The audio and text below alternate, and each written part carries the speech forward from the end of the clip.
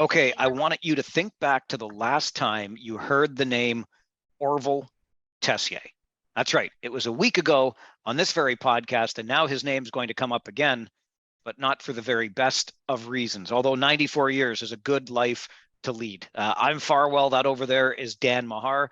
This is your next episode of the OHL Podcast, twice weekly until the season starts. You'll get these episodes on Tuesdays and Fridays. We're going to go back to those feature-length interviews once the season is underway as well. But this is just kind of getting you into the rhythm of the season. And I guess, Dansky, getting us into the rhythm of the season a little bit too as it approaches. Yeah, it's always tough to do in summer, and I feel like you can probably relate to that summer brain setting in. So you're trying to remember where we are with hockey, and yeah, it's gonna take a while. Tessier's name comes up on the podcast last week, of course, because we were talking about greatest eras of coaching in Kitchener Rangers history, and it is probably most people would say that DeBoer Spot era, but then we got to talking about some of the other eras, and Orville Tessier's name came up because, of course, he preceded Joe Crozier, who led the team to its first Memorial Cup and had a heck of a run. Tom Webster's in there, Joe McDonnell's in there. Got Jeff Ward's name pops up in there. I mean, there have been some pretty decent coaches, but I always looked at Orville as the one that sort of started it all. He led the team to its first OHL championship. They didn't win the Memorial Cup under Tessier, but he also had the distinction of being one of only a handful or so of coaches that won championships in both the Q and in the Ontario Hockey League. Passed away this week at the age of 94. That's a good life. And hey, up in the Cornwall area, let me just take this opportunity to say again, bring back the Royals. There you go. Amen. Yeah, tip of the cap to Orville, but yeah, what a storied career. No question about it.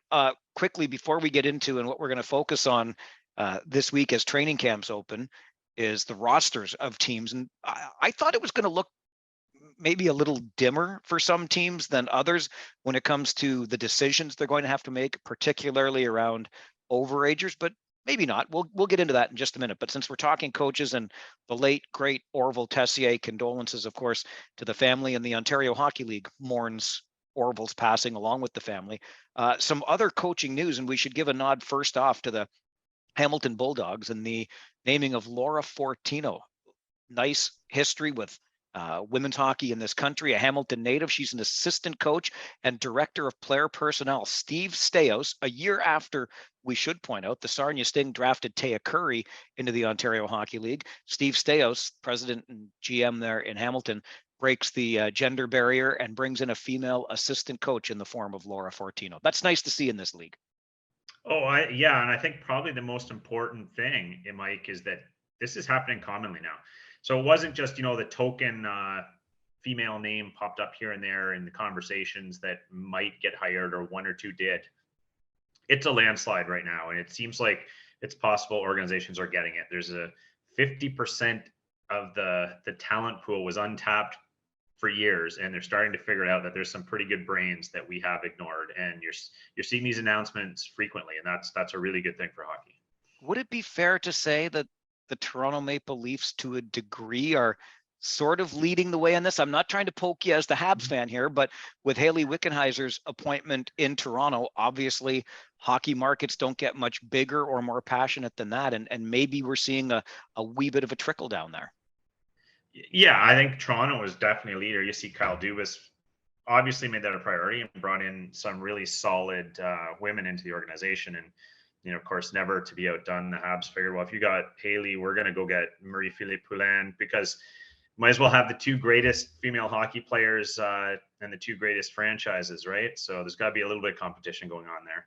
Another one, Cassie Campbell, of course, working with our colleagues at Rogers Sportsnet. You mentioned Kyle Dubas's name. One more coaching note I wanted to make before we move on and look at this year's rosters as we get into training camps, like I mentioned, in the Ontario Hockey League. But Dubas's former team in Sault Ste. Marie, end of last season, they announced quite happily the re-signing of their entire coaching staff. John Dean as head coach, Jordan Smith and Jamie Tardif as assistants. Earlier this summer, Jordan Smith off the American Hockey League. And now just this week, Jamie Tardif goes too. So John Dean is a man. Well, I was going to say he's a man alone on the bench. Clearly not. They've already named a replacement, Brendan Taylor, coming in now to join the Sioux coaching ranks. But departures, after they announced they had wrapped these guys up for the 22-23 season, the assistants have flown the coop for the American Hockey League, which I guess we look at this, Dan, as kind of par for the course. This league is a development league as much for the coaches as it is for the players, as it is for the officials, as it is for the managers. Kyle Dubas used to be in the Sioux, and now he's running the biggest hockey show in the world. Yeah, and I was gonna make a joke about maybe the assistant coaches took a look at the roster turnover coming, but that's unfair to the Sioux. They're gonna be fine. But I think you're right, and it actually ties into the theme of this podcast to some degree, that I think there's more turmoil and fluidity these days than ever before in terms of options these coaches and players have available to them, and it leaves some uncertainty in the OHL, that's for sure. You were going to make a joke about the fluidity of the roster. I was going to make a joke about John Dean and what had he done to piss these guys off, but I won't do that because Diener's a good guy, and we always enjoy our conversations when we're up in the Sioux. Okay, let's dive into this year's Ontario Hockey League. And having combed through the rosters as training camp gets underway, I'm just going to be honest about this, and I'm blaming not COVID brain, but just COVID in general, because why not? It gets blamed for everything else. But I had it in my mind, Dansky, that there would be, I don't know, some glut of overagers that with that lost year, rosters wouldn't have been managed quite the same, but clearly it's just kind of confused me. I still found it odd that players that had played a single season were already being drafted into the National Hockey League this past June. And, whatever you've got, they lose that whole year, obviously, with the canceled season. But the rosters don't look as bad as I might have thought. Some intriguing situations for some teams, for sure. And when I look strictly at overagers, as you would expect, the Hamilton Bulldogs have got themselves a glut, but that's what happens when you make a run for it. And I suspect they will use these assets to recoup some of what they spent last year on their run to an OHL championship and Memorial Cup final.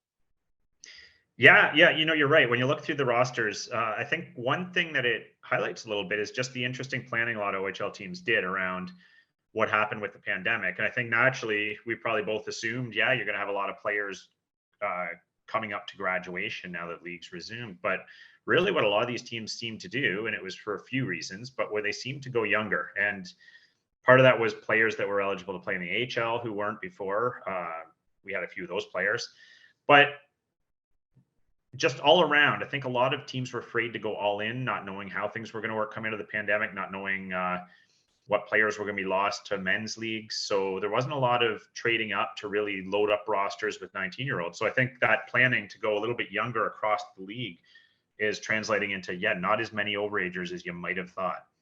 So when you look at the landscape as we enter a new OHL season, and we're going to see how things pan out, like a guy like William Portakalis, for example, just announced he's signed in U Sports. So there's a guy that would have been an overager, but to Portakalis's credit, I think he kind of read the tea leaves and thought, you know what, I'm going to take advantage of my education package now and get out and go play some U Sports, and good for him. But there's a guy that could have been an overager on an OHL roster. Not that we haven't seen guys like that come back to the league from time to time too, but nonetheless, if we're not seeing other decisions like that in the days and weeks ahead, are there any teams that strike you as particularly intriguing given their overage situation coming into the season?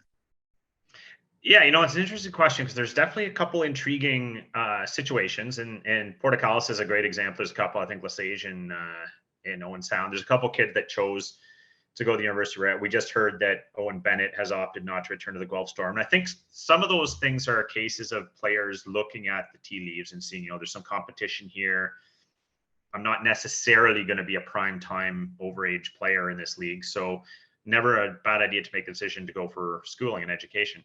But to answer your question, intriguing, I think it's hard not to cite the Niagara Ice Dogs as the intriguing situation there, only because they have really loaded up in this offseason. They went out and got themselves 3 new overagers. And that's an interesting dynamic. You've got no one returning from last year's roster as an overager. So your leadership group is typically your overagers, and none of them are familiar with the team, familiar with the kids. They weren't the kids on the team don't know them.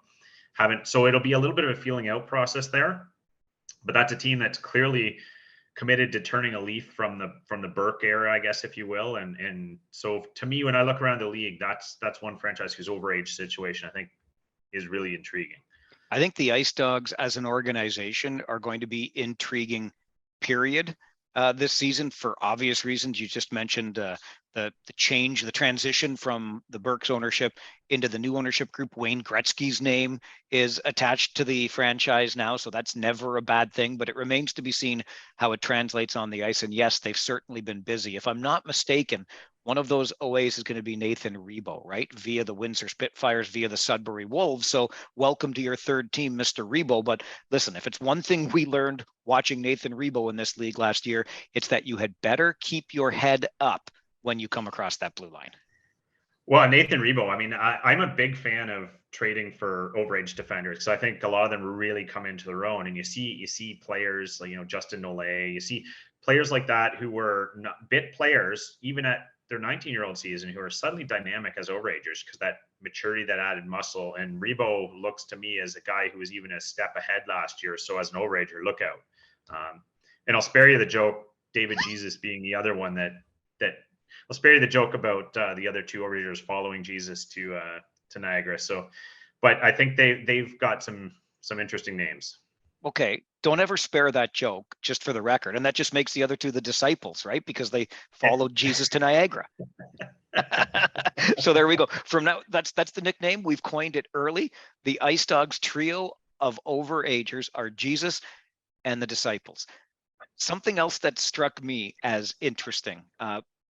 Windsor is going to be in a really interesting spot, much like Hamilton. Obviously, and Bill Bowler was not shy about making moves. He's going to be making moves again. Two of his overage spots in Onushka and Medina are in goal. And tell me how this happened, because I had to do a double check, but Tristan Lennox is going to be an OA. Like, I don't know how that happened. The kid from Cambridge, now an OA, but another overage goaltender, this time, of course, in Saginaw. I always find OA goaltenders to be an interesting situation, and you tend not to carry one of those unless you think you're going to go all the way. And I don't want to get too deep into predictions here, but I would not suspect either Saginaw or Windsor are expecting to go all the way this year. Yeah, and that's just there's just no way Windsor with the turnover, they're not going to carry two overage goals. There's kind of a working theory in junior hockey over the years that you don't want to waste an overage spot on a goalie or a European player because it kind of double dips on. I'm not sure about the wisdom of that across the board, because if you have an outstanding player who just happens to be a European and an overager, or a goaltender and an overager, you want them on your roster. But with that wisdom in mind, and most of these teams think this way, I would expect some of those players you just mentioned to be on the move. Seems like Tristan Lennox was, a 17-year-old goalie yesterday. And it also seems like his name has been kind of out there in trade rumors every day. So that's a name I think you might see move.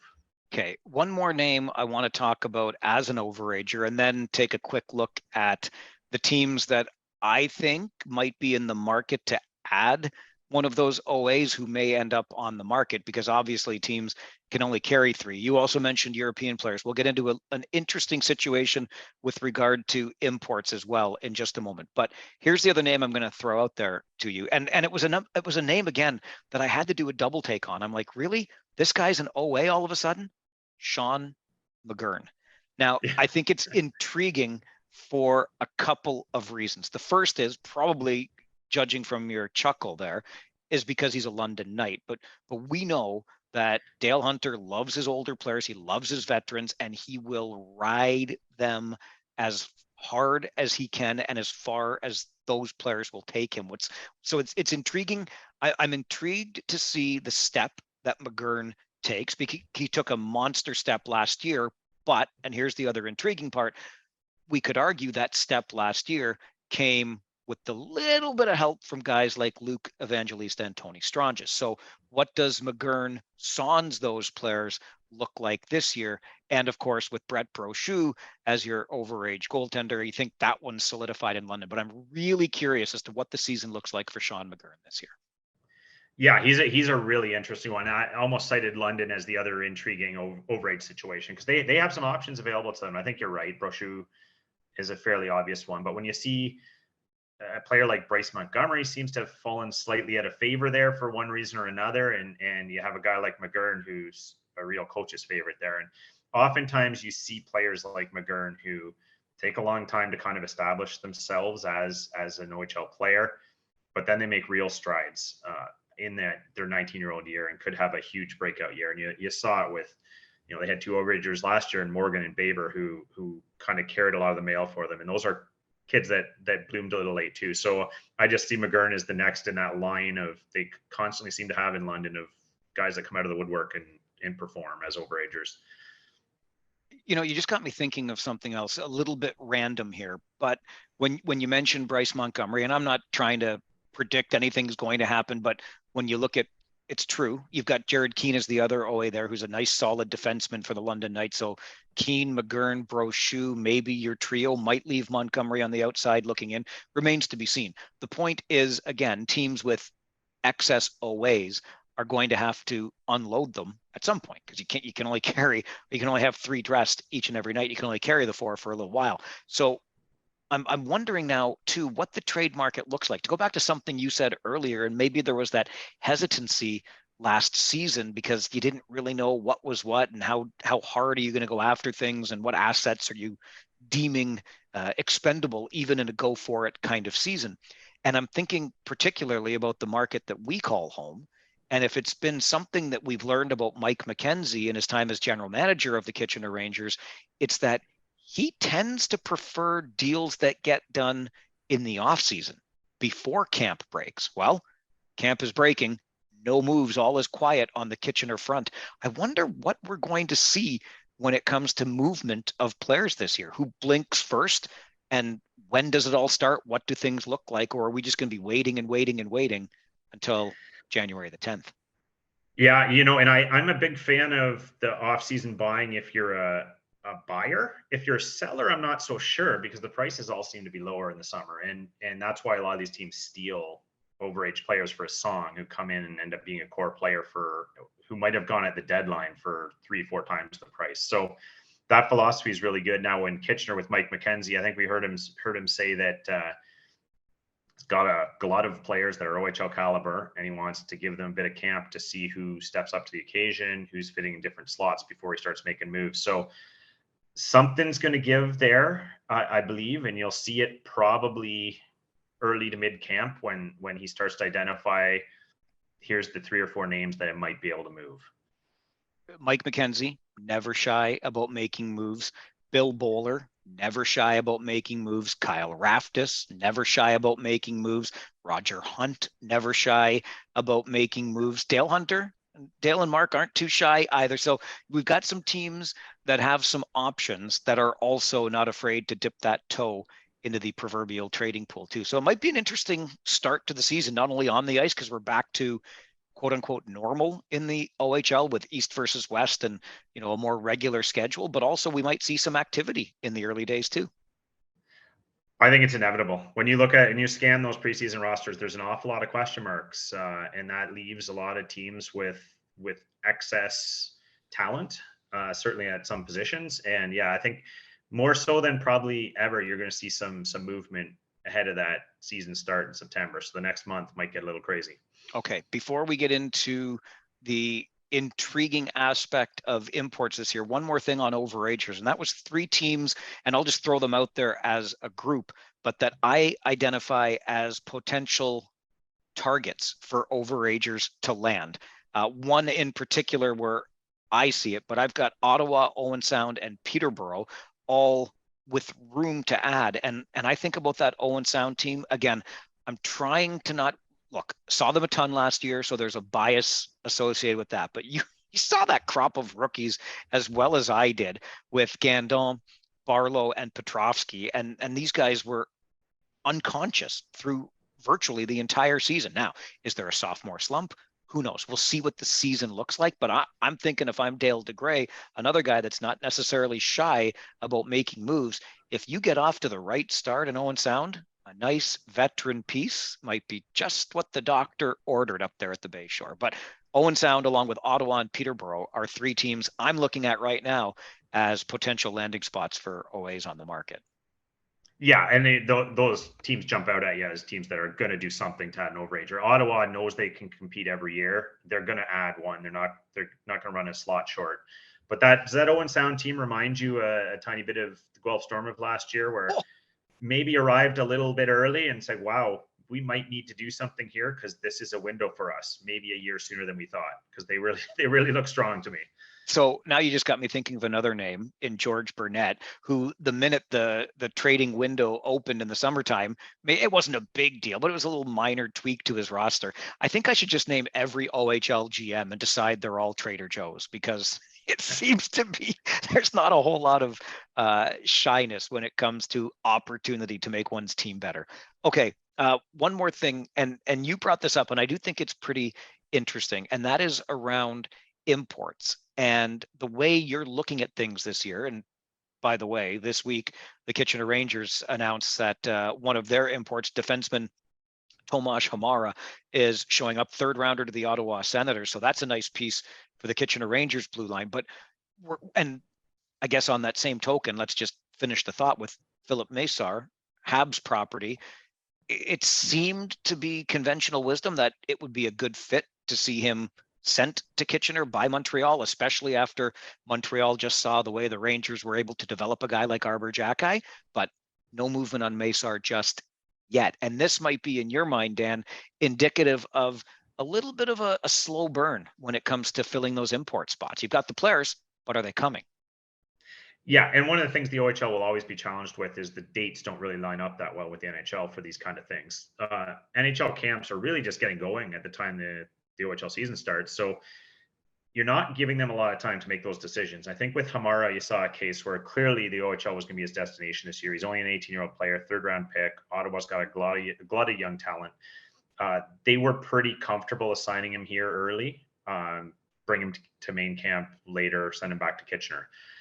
Philippe Machard is a slightly different situation. You've got a kid there who was a first-round pick, who played with men last year, who they see as potentially being ready for some duty, if not at the NHL. It's unlikely at the NHL level this year, but even seeing what he can do at the AHL level. And I think they've already said they want him to play an offensive role and get lots of power play time, lots of minutes. Sounds a lot like Kitchener to me. But I wouldn't be at all shocked to see him start the year with Laval, get a few games there in October and see how things are going before they make a decision there. But yeah, the point being that there's going to be a few teams that might be waiting a little longer to know how their roster is going to shape up. And there's going to be some teams with holes to plug in November, December, when they learn they might not be getting the guy they wanted. You talk about some of these players and their opportunity to play last season with men, for example, in elite European leagues. I think this speaks to the rather great mystery that the import draft is to many fans of the Canadian Hockey League. Some people will tell you right off the hop it's the most corrupt draft in the entire sporting world, because there's a lot that goes on behind the scenes. It's pretty well known, even as selections are being made, who was going where and why, if I could put it that way, because those agents are, well, they're looking to help their players out and help themselves out when they come over from Europe. But the other point of this is there are a lot of options for these young men, be it closer to home in Europe or the chance maybe to land in a pro league here in North America. 100%. That's a big issue right now. Is there's a lot of options, and you're seeing it right now with Jakub Kromiak, who is the Sudbury Wolves picked, is high in that import draft, and they thought he was coming, going to be a big piece of their team now. And now there's some uncertainty, and there's still some discussions there with the agency and where he might land. So you're right. There's options. There's plenty of options for these players, and the days of them committing in June behind the scenes and showing up the first day of camp are starting to slip away for some of these high profile players with lots of options. Do you think if the Sudbury Wolves committed to getting a new damn wolf on a wire, Kromiak would show up? Like, show them the existing mangy animal that is on that wire and then say, but we'll get you the brand new stuffed animal with lasers shooting out of its eyes, and you're going to love it. Come on over to Sudbury. Oh yeah. And the train horn too. Just a thought. I do have it on good authority that he was about to sign on the dotted line when they ran that thing on the ceiling. And he's like, wait, that mangy thing is going to be above me every game this year. No, thank you. Going back to Europe. I will miss it when it's gone, but all I'm asking for, because there's just something about the nostalgia, but just get a new Wolf, please. That thing Yeah. looks like it's been there since Mike Foligno played there, not coached there, but played there. That's what I'm telling you about the Wolf. And even mangier too than Mike Polino. So that's that. Okay, next time we see him at the rink, I'm gonna point him in the direction of your spot. That's what's going to happen when Foligno shows up. All right. He is Dan Mahar. My name is Mike Farwell. This is the OHL podcast. Hey, give us a like, give us a review. Tell your friends you were listening and you loved it. Yes, lie to your friends, but tell them about this podcast and get them on board as well. Shoot us an email anytime at ohlpodcast@rogers.com. If you've got feedback, if you've got a suggestion, if there's a guest you want to hear from, we're just getting going for another season and training camps are underway. Next episode coming up this Friday, Dan and I will take a look at the players that we think are poised for a jump this season. Who should you be keeping your eyes on and where? That's on the next episode of the OHL podcast, which comes out Friday. Don't forget, like, subscribe, send us an email, ohlpodcast@rogers.com.